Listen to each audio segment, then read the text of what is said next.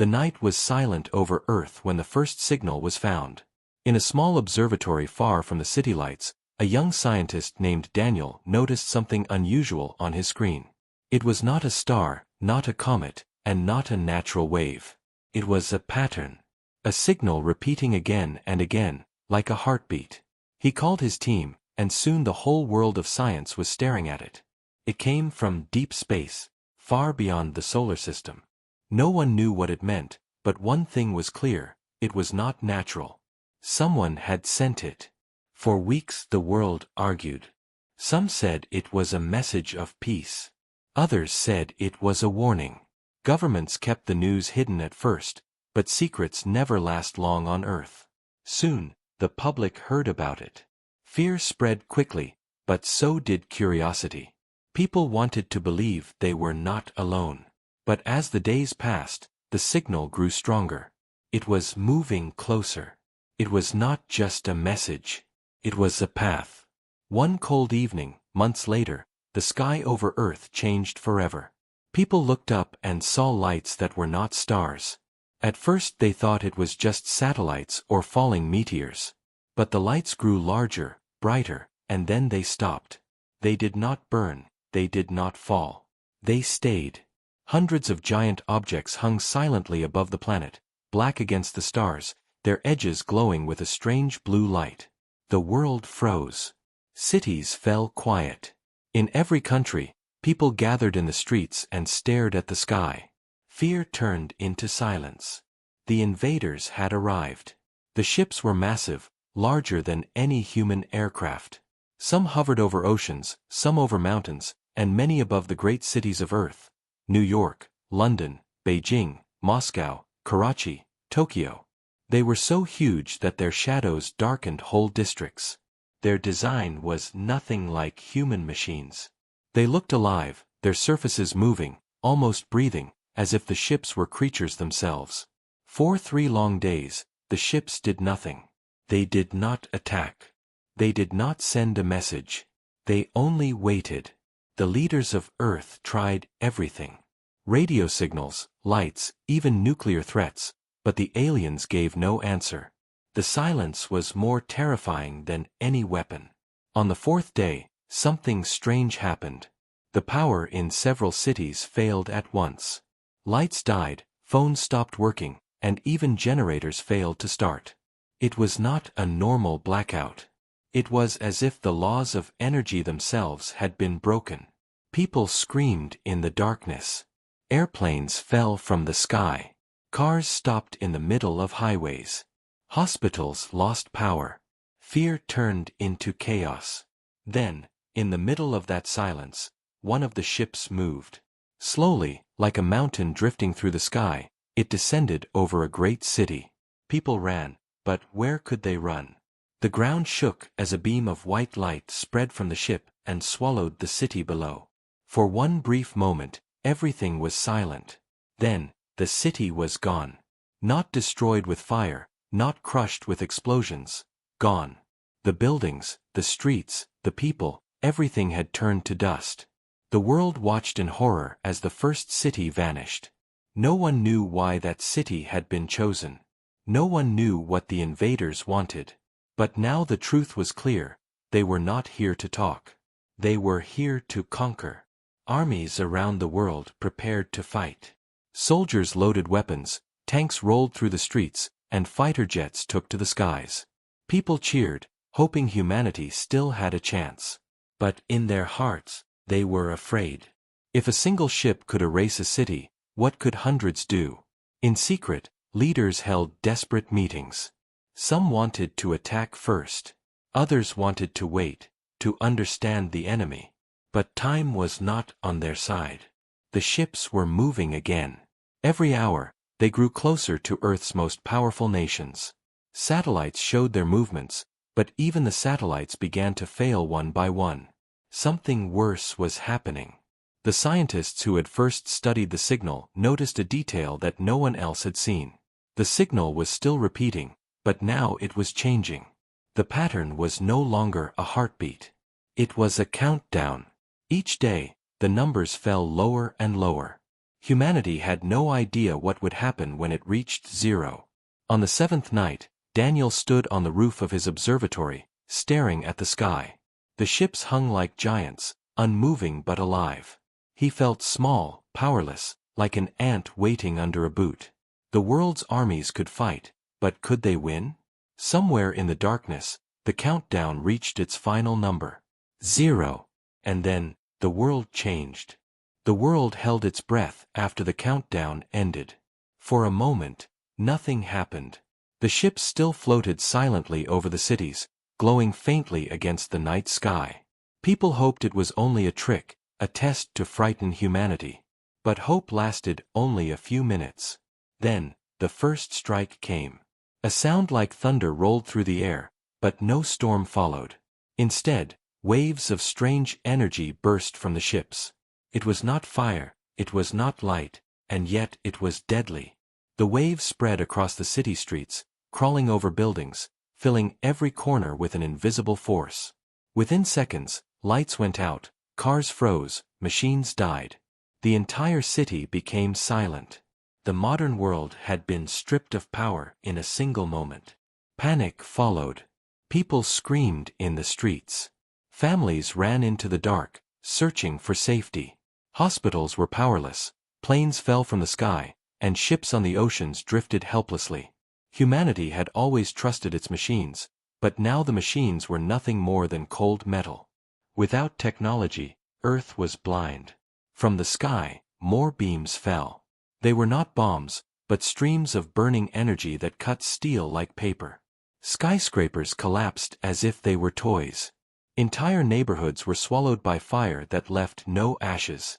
People tried to run, but there was nowhere to run to. The invaders were not here to fight city by city. They were here to erase. Still, humans fought back. Jets screamed into the sky, missiles launched from hidden bases, and tanks rolled forward.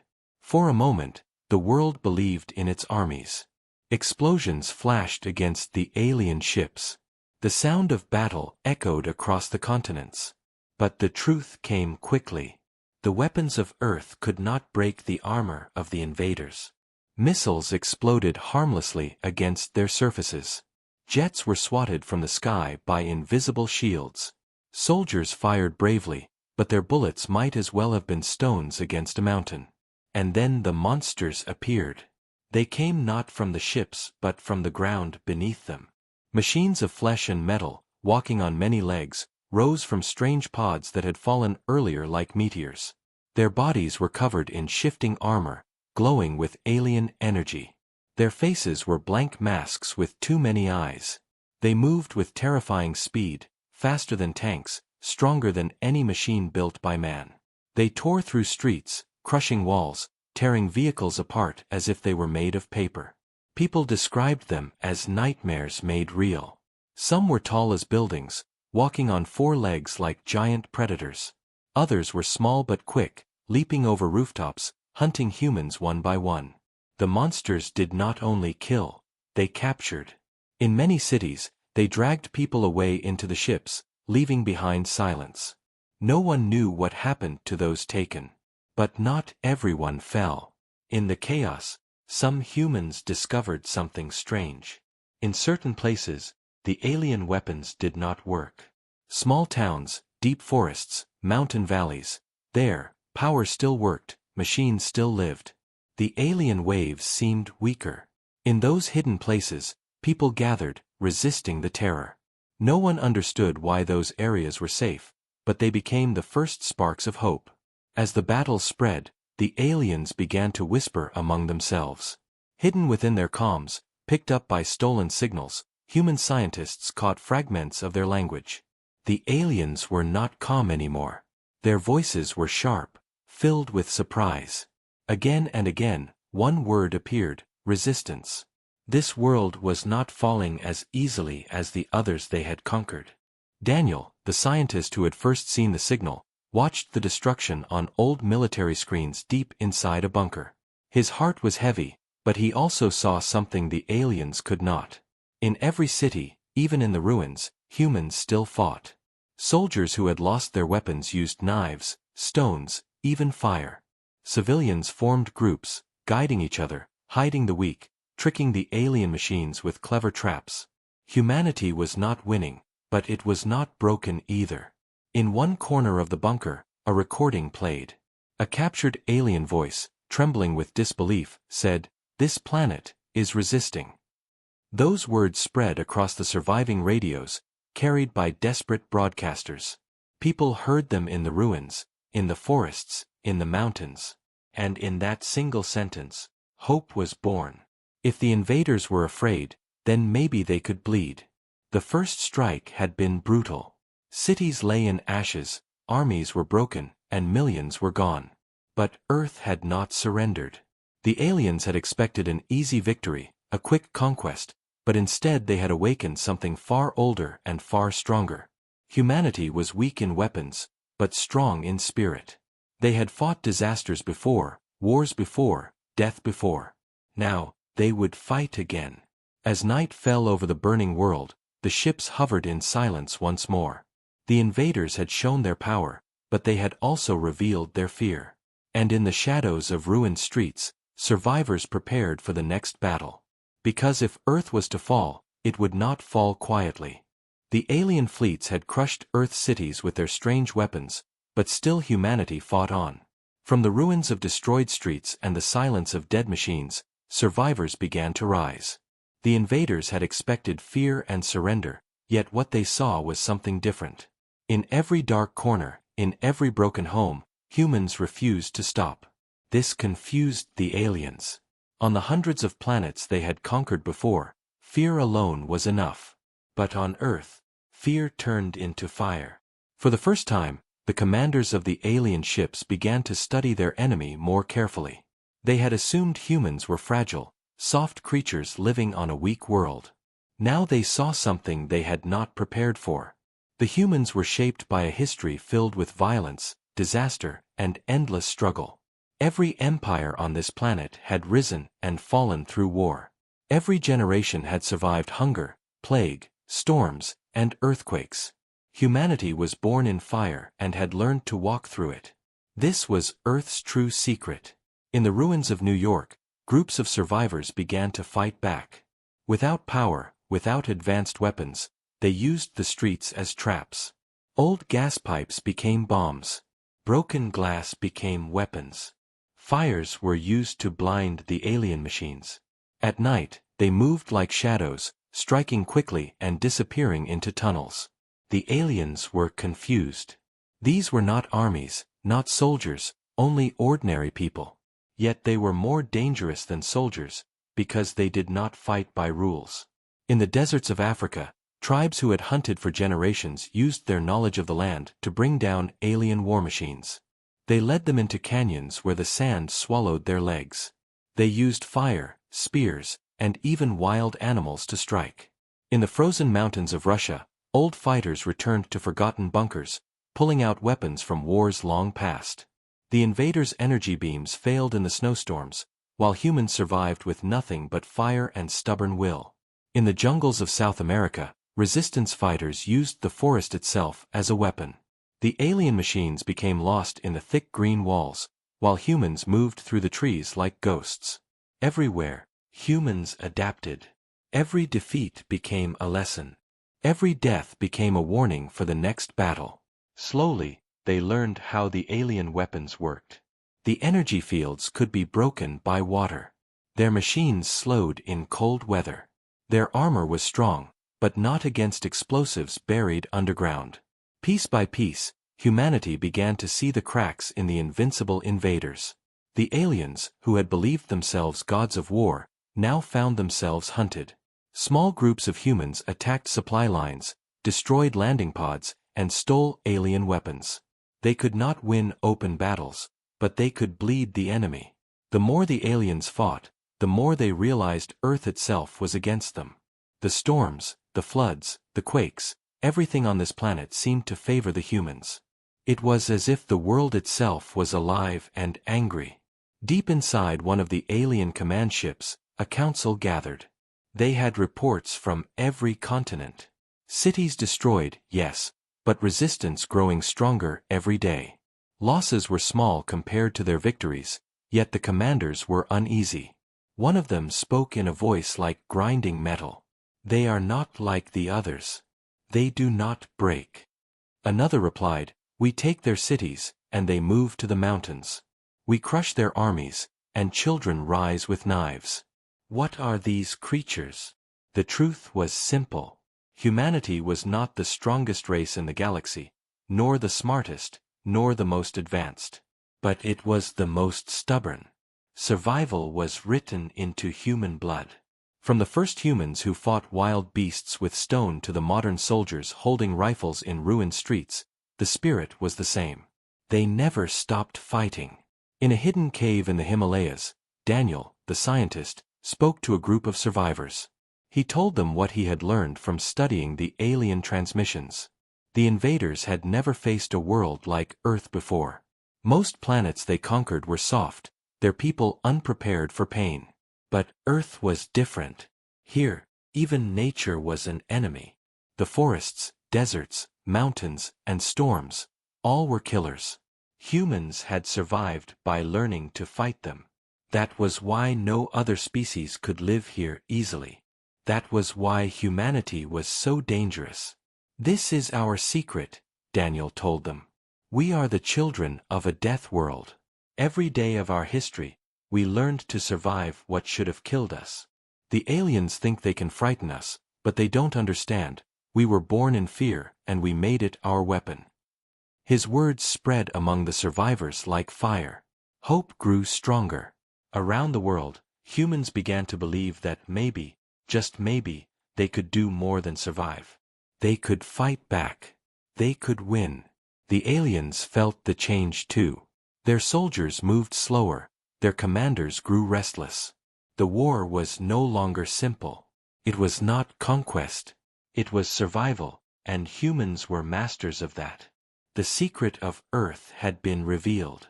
The invaders had awakened not a weak species, but the most dangerous kind of enemy.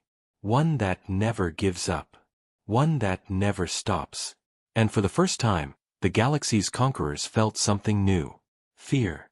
The war dragged on. Cities still burned, skies still filled with the glow of alien ships, and millions had already fallen. But for the first time, something had changed. Humanity had found cracks in the invaders' armor.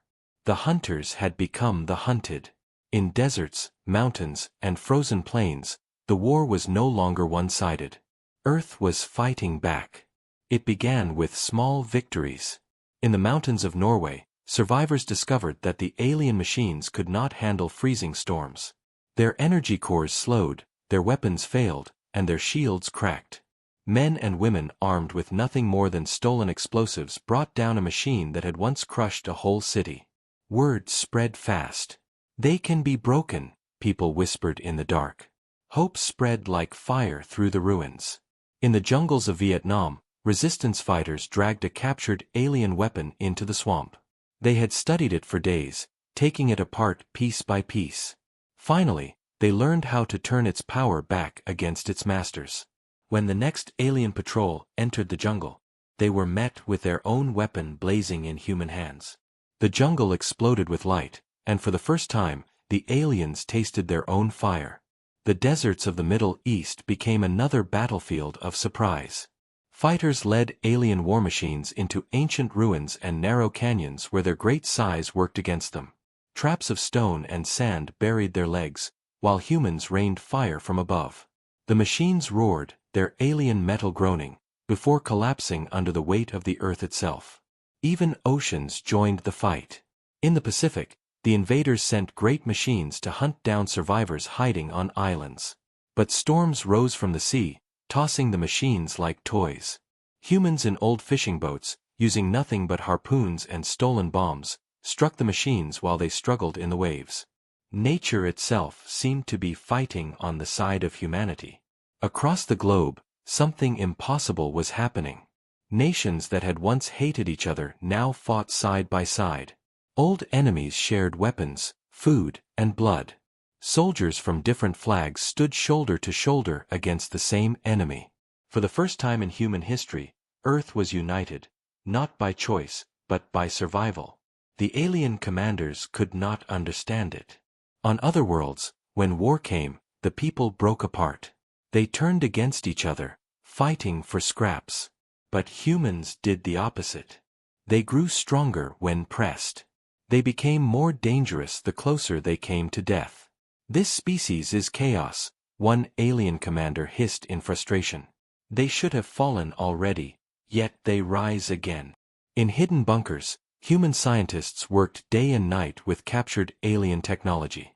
They studied the shields, the weapons, the strange energy that shut down machines. Slowly, they began to build countermeasures. Crude devices, built from scrap and alien parts, but they worked. Some blocked the energy waves for a few seconds. Others weakened the alien shields just enough for missiles to break through. Every discovery cost lives, but every discovery was a weapon for tomorrow. The turning point came during a battle in Eastern Europe. An alien army marched across the ruins of cities, confident in their strength. But hidden in the frozen forests, humans waited. They had planted explosives in the ground, frozen rivers, and even inside their own abandoned houses. When the machines entered, the trap was sprung. Explosions tore the land apart, snow swallowed the machines, and humans charged with everything they had. For the first time in the war, an alien army retreated. The news spread like lightning. Radios carried the message across mountains and seas. We made them run. Survivors wept with joy. Soldiers shouted with pride. For the first time since the invasion began, Earth had made the invaders fear. Inside their great ship, the alien leaders raged.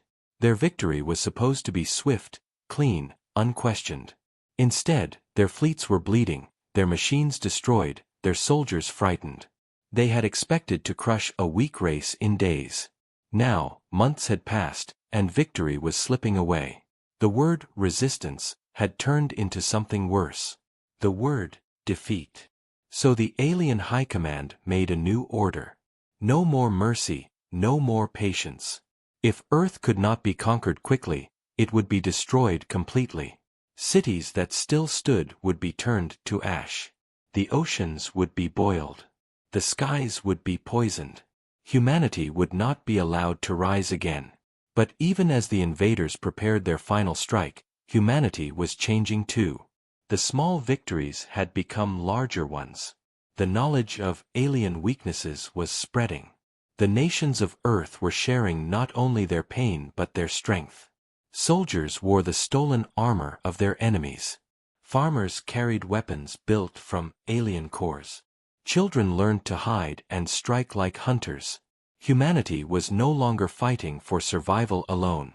It was fighting for victory. The invaders had come to conquer a planet. Instead, they had awakened a world that refused to kneel. The turning point had come. And though the war was far from over, one truth was clear. The Earth was no longer losing. The alien high command was furious. The war was supposed to be finished in weeks, but months had passed and the humans were still fighting. Their machines were falling in jungles, their soldiers were trapped in snow, their weapons were being stolen and turned against them. What angered them most was not the loss of cities or soldiers. It was the fact that this small, fragile species refused to die. To the invaders, this was an insult, and they would answer it with fire.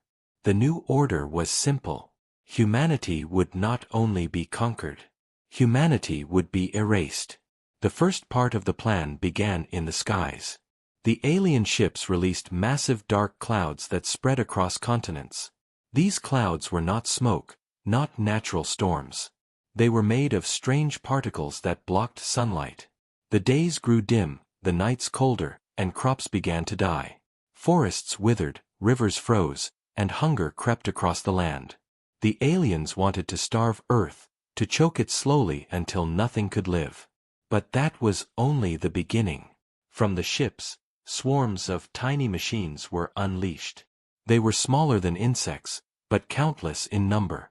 They moved like living clouds, covering towns and villages. Wherever they passed, metal dissolved into dust.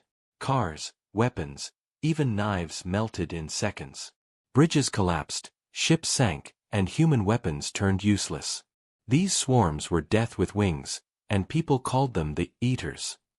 Next came the plague. The invaders had studied human DNA from the people they had captured. Now they released a sickness designed to target only humans. Invisible, it spread through air and water. At first it looked like a fever, then weakness, then death. Whole towns fell silent in days.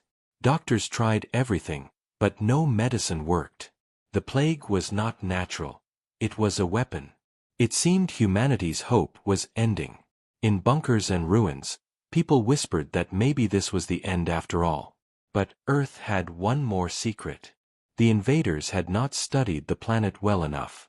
They had not understood its storms, its oceans, its life. And now the planet itself began to fight back. The dark clouds spread, but Earth's winds tore them apart. Hurricanes rose from the seas, scattering the alien poison into harmless dust. The Eaters swarmed across the land, but heavy rains drowned them, and lightning storms fried their tiny bodies. The plague spread quickly, but the invaders had made a mistake. They had forgotten the billions of other small creatures that lived on Earth. Bacteria, viruses, parasites, all fought back against the alien disease. Instead of killing all humans, the plague began to collapse under the weight of Earth's endless microbiology. For the first time, the aliens realized they were not only at war with humans. They were at war with the planet itself. Earth was not gentle. Earth was not soft. It had shaped humans through endless suffering, and now it was shaping the war. In the mountains of South America, survivors watched as alien ships fell from the sky, their engines clogged by volcanic ash. In Africa, great storms swallowed machines whole, burying them in deserts. In Asia, earthquakes shattered alien bases built too quickly on fault lines. Everywhere, nature struck harder than any human weapon. Humans saw this and understood. The planet was on their side. They began to use it as a weapon. They lured machines into swamps, into storms, into frozen lakes ready to crack. They poisoned water supplies with alien toxins, turning the invaders' own weapons against them. The war was no longer human versus alien alone. It was Earth itself against those who dared invade. Inside their great ships, the alien commanders grew desperate. Their extinction plan was failing. The humans should have been weak, broken, starved, diseased. Instead they were growing stronger, fighting harder, uniting more. Worse, their soldiers reported nightmares, machines sinking into oceans, patrols vanishing in jungles, ships breaking apart in storms. Some began to whisper that the planet itself was alive, that Earth was cursed, and that no one could conquer it. Daniel, hidden with survivors in the Himalayas, listened to these reports with grim satisfaction. He had always believed Earth was unique, but now he saw the truth. The planet was not just a home. It was a weapon. They made a mistake, he said quietly. They thought they were fighting us. But they are fighting Earth, and Earth never forgives. As weeks passed, the extinction plan collapsed. The clouds thinned, the swarms died, the plague lost its power. Humanity was still bleeding, still starving, but still alive. More alive than ever. And as the aliens watched their great plan fail, they prepared for one last move. If Earth could not be destroyed slowly, then it would be destroyed in one final blow. The last order came from the alien High Command. Gather all forces. Bring every weapon. Prepare the final strike. Humanity would face extinction once more, but this time it would not be through tricks or clouds or plagues. This time it would be through fire and steel. And so the stage was set for the last and greatest battle of the war. Humanity had survived the extinction plan. Now it would have to survive the endgame. The sky over Earth burned with fire as the alien fleets gathered for their final strike. Their ships, once silent watchers in the night, now moved like predators circling prey. From every corner of the planet, survivors saw them drifting closer. Oceans trembled under their shadows. Mountains glowed in their strange light. The invasion was no longer about control or conquest. It was about destruction. The High Command had ordered the extermination of humanity, and they would not stop until every last human was ash. But humanity was ready. Months of blood and fire had changed them. They were no longer scattered survivors hiding in the dark. They were fighters, hunters, soldiers of a united world. Every nation had thrown away old flags and rivalries. Now there was only one banner: survival. The last armies of Earth gathered in ruined cities, in deserts, in forests, and in bunkers carved deep into mountains. They had stolen alien weapons, built crude defenses, and turned the broken planet into a battlefield prepared for war. The first attack came at dawn. The alien ships unleashed storms of fire upon the cities. Towers collapsed, seas boiled, and entire streets vanished in explosions. But instead of running, humans fought back. Missiles fired from hidden silos. Jets roared into the sky, armed with stolen alien cores that could pierce shields. On the ground, resistance fighters lit up the night with traps and bombs. The war became chaos, a storm of fire and screams. Alien machines thundered across the land, their legs crushing ruins, their weapons burning holes through concrete and steel. But for every machine that marched forward, humans struck from the shadows. Explosives buried under roads tore them apart. Fighters climbed onto their backs with stolen alien rifles, blasting weak points. Some even sacrificed themselves, running with bombs into the enemy's chest. Every street was a trap, every hill a battlefield, every ruined house a fortress. The aliens expected fear, but they found madness. Humans fought with a fury that no species had shown before. Even when outnumbered, even when cornered, they attacked. The more the invaders killed, the more resistance grew. Old men carried rifles, children guided soldiers through secret tunnels, and mothers stood guard with knives.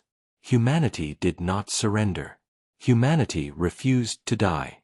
In the skies above Asia, a great battle raged. Squadrons of human jets, half broken and barely flying, dived against alien warships. Most were destroyed in seconds, but some reached their targets. With stolen alien weapons strapped to their wings, they tore open the ship's shields and sent fire raining down.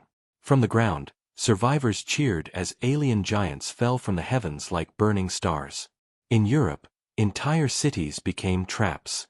Resistance fighters led the machines into narrow streets where rubble rained from above. Rivers were flooded to drown alien walkers.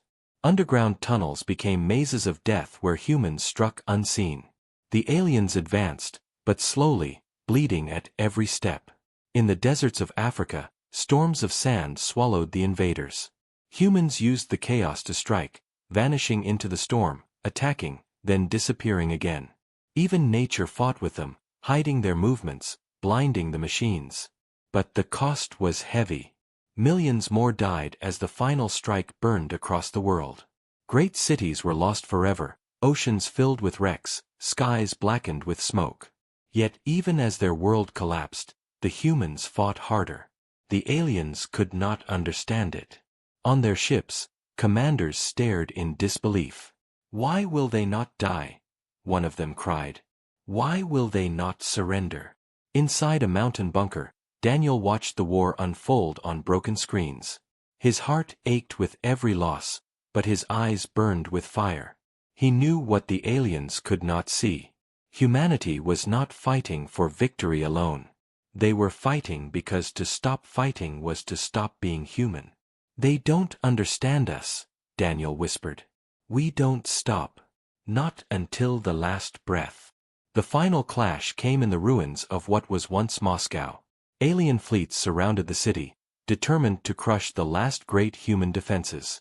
But humanity had gathered there for one last stand. Soldiers from every nation, survivors from every land, all joined in the battle. The city became a storm of fire and blood. Alien ships fell as humans launched everything they had left. Streets burned as humans and machines clashed in hand-to-hand combat. The battle lasted for days, every hour soaked in death. In the end, the city was gone, but the humans were still standing. Covered in ash, broken and bleeding, they still raised their weapons. The aliens had expected silence, but what they found was defiance. Humanity would not be erased. Not here. Not now. And for the first time in their long history of conquest, the invaders felt the cold weight of defeat pressing against them. Their soldiers looked at the broken planet and saw not weakness, but unbreakable strength. They had thrown fire, storms, plagues, and machines at Earth. Yet the humans remained. The last stand of Earth was not the end of humanity. It was the beginning of something greater. The invaders now knew the truth. They had come to crush a weak world, but instead they had faced the strongest enemy of all, a world that refused to die. The battle was not over yet, but the humans had proved one thing beyond all doubt. No matter how many ships came, no matter how many weapons burned, humanity would always rise again. The smoke of the last battle still hung over the ruined cities. The skies were black, the oceans filled with fire, and the land was scarred beyond recognition. Yet through the ruins, through the ashes and the silence, humanity still stood. Broken but unbent, scarred but alive. The invaders had thrown everything at Earth. Dark clouds, plagues, machines, storms of fire, and still they had not won. Their fleets circled above the planet, battered and wounded, and for the first time in their history, the conquerors of worlds hesitated. On their command ship, the alien leaders gathered. They had fought countless wars, erased countless civilizations, and never once had they failed. Yet here they were, facing a species that should have been easy to crush. One commander whispered the words none of them wanted to hear. "We cannot hold this planet." Another added, "It is not the humans alone. It is the world itself. This place is cursed." Their voices, once filled with pride, now trembled with fear. Daniel stood with other survivors on the roof of a broken building. From there, he watched the alien fleets drifting in the sky. His body was thin, his face pale, but his eyes burned with the same fire that burned in every human heart. He spoke softly, as if to the planet itself. "They thought we were weak. They thought we were soft. But they never understood what Earth really is." The truth was simple. Earth was not a paradise. It was a battlefield. Every creature on this planet had fought for survival since the beginning of time. Humans had been shaped by this endless struggle. They had faced storms, plagues, famine, predators, and war for thousands of years. Pain was their teacher, and survival was their gift. No alien could understand it because no alien had lived it. On peaceful worlds, species grew soft. On Earth, nothing was soft. Everything was born in fire. The aliens had learned this too late. They had believed their machines and weapons would make them gods. But their machines drowned in storms, their weapons froze in snow, their soldiers fell to traps made by starving children. Earth itself had rejected them. This planet was not made for outsiders. It was too wild, too dangerous, too alive. To humans, this was normal. To the invaders, it was death. Across the world, survivors rose from the ruins. They were not an army, yet they looked like one. Farmers carried alien rifles. Soldiers wore scavenged armor. Children guided their parents through tunnels filled with traps. Humanity had changed. They were no longer victims of invasion. They were predators of survival. Every step they took forward sent fear into the alien hearts. The commanders of the fleets finally gave their order. Retreat. It was unthinkable, but it was the only choice. Already, too many ships had been lost, too many soldiers killed. They could not conquer Earth without destroying themselves. And even if they destroyed the planet completely, it would not matter. The humans would fight them until the very end. There would be no victory here, only endless resistance. So, one by one, the alien ships began to rise higher into the sky. Their glowing engines lit the night, retreating into the blackness of space. Survivors watched in silence, hardly believing what they saw. The great fleets that had come to crush humanity were leaving. Not as victors, but as broken warriors fleeing from a war they could not win. In the streets, voices rose in disbelief and joy. People cried, shouted, and fell to their knees. They had suffered more than ever before, but they had not been erased. Humanity had endured. Humanity had survived. The invaders were gone, and Earth was still alive.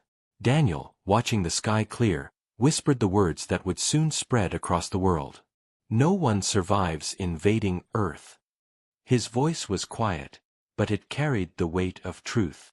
The phrase spread like fire through radios, through whispers, through every survivor's heart. It was not just a warning. It was a promise. The galaxy would remember this war. The invaders would carry the scars of their defeat back to their worlds. They would speak of the humans, the Deathworlders, the stubborn race that could not be broken. And they would never forget the lesson they had learned. Earth is not a place to conquer. Earth is a place to fear. For humanity, the war was not the end. It was the beginning. They had seen alien technology, captured alien weapons, and survived an enemy greater than anything in their history. They were stronger now, united as they had never been before. The ruins of their cities would rise again, but this time not as isolated nations. They would rise as one world, prepared for whatever came next. The cost had been terrible. Billions were gone, cities were ash, and scars would remain for generations. But in that pain, humanity had found its true strength. They were no longer just survivors of Earth. They were the defenders of it. And the message was clear to all who watched from the stars. No one survives invading Earth.